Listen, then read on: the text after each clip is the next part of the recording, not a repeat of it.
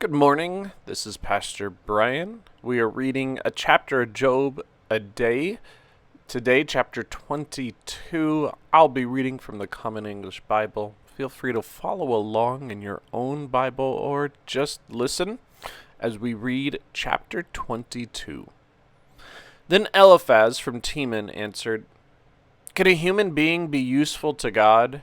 Can an intelligent person bring profit? Does the Almighty delight in your innocence? Does he gain when you perfect your ways? Does he rebuke you for your piety, bring you in for judgment? Isn't your wickedness massive, your iniquity endless? You have taken payments from your family for no reason, stripped the naked, leaving no clothes, denied water to the thirsty, withheld bread from the starving. The powerful own land, the favored live in it. You have sent widows away empty, crushed orphans' resources. For this reason, snares around you.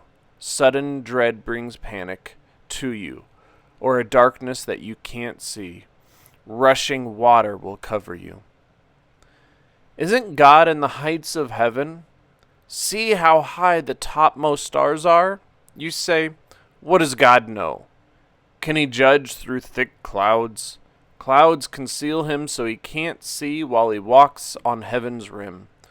Will you keep the ancient way traveled by sinful persons, who were snatched prematurely when a river flooded their foundations, who say to God, turn away from us. What can the Almighty do to us? Yet he filled their houses with good things. A sinner's logic is beyond me. The righteous see and rejoice, the innocent mock them. Our enemies are certainly cut off. Fire will devour what's left of them.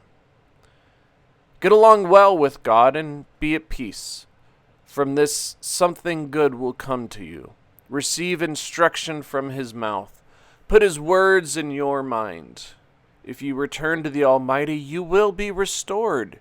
If you keep wrongdoing out of your tent, lay your prized possession in the dust, your gold from Ophir on a rock in a desert streambed.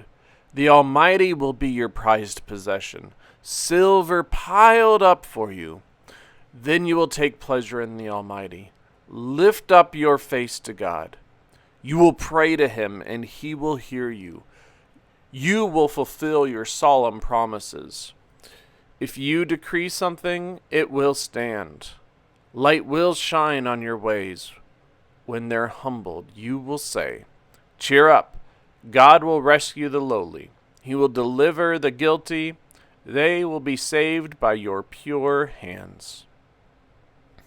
So what did you hear today? What stuck out to you? What did you find most interesting about his response to Job?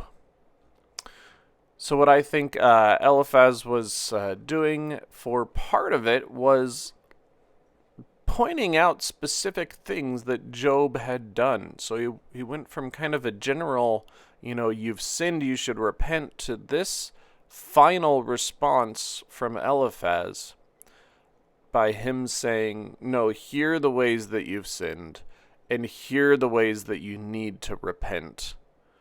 That having a life with God and repenting for the things that you've done wrong is the way in which you return to God's good graces, basically. God will rescue the lowly. He will deliver the guilty. They will be saved. So Eliphaz is pleading with Job to just take that time to really ask for forgiveness for the sins that he has committed. So what else did you see? What do you think about this specific mentioning of sins? Does Eliphaz think that Job really has sinned in those ways? Do you think that he maybe just assumes because most people sin in those ways? What do you think about those specific examples? And what do you think about the way in which Job should turn to God? And what do you think about this, again, this weird back and forth between Job's innocence, which we know as the readers, and Job knows, but his friends continue to insist that he is in the wrong. So think about those things. Think about whatever else came up to you as you were reading this chapter. Write them down, share them with a friend, share them with us. Take care of yourselves. Stay safe. God bless you all, and we'll see you tomorrow.